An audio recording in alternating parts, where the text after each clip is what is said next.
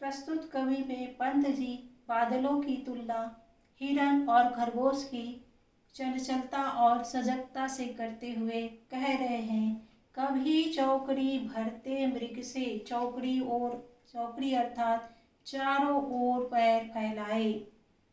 बादल कह रहे हैं कि कभी हम मृग अर्थात हिरण की तरह चौकड़ी भरते हुए भू पर चरण नहीं धरते। भू पर अर्थात पृथ्वी पर चरण नहीं धरते हैं। जब मृग दौड़ता है तो ऐसा लगता है मानो उसका चरण धरती पे नहीं पड़ रहा है। वैसे ही हम बादल मृग की तरह चौकड़ी भरते हुए ऐसे जान पड़ते हैं मानो भू पर चरण नहीं रखते हैं।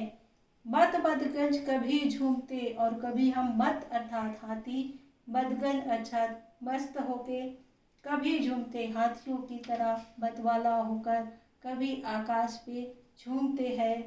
सजग सशक नभ को चलते और कभी हम सजग अर्थात सावधान होकर सशक अर्थात खरगोश की तरह नभ में चला करते हैं।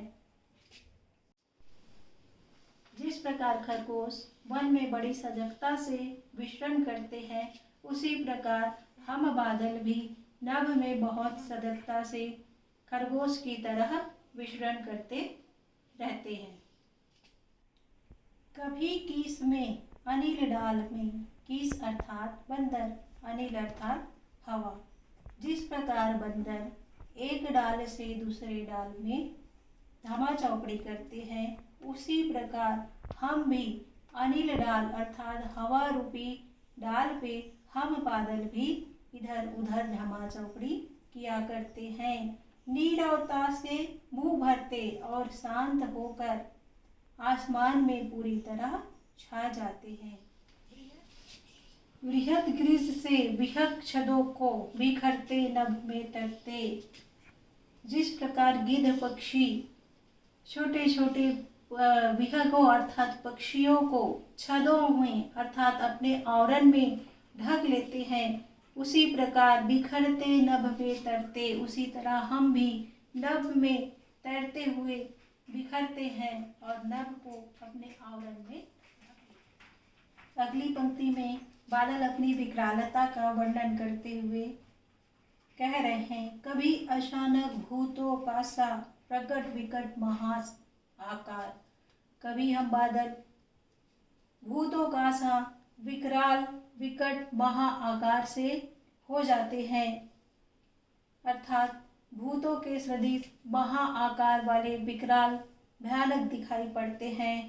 कड़क कड़क जब हंसते हम सब, और जब हम कड़क कड़क कर जब हंसते हैं, थर्रा उड़ता है संसार, तब पूरा संसार थर्रा उड़ता है। यह कल्पना उस समय की है जब बादल उमड़ घुमड़ आते हैं और बहुत गड़गड़ाने लगते हैं और बिजली चमकने लगती है। इन पंक्तियों में वर्षा के बाद का वर्णन किया गया है। फिर परियों के बच्चों से हम सुबह सीब के पंख पसार।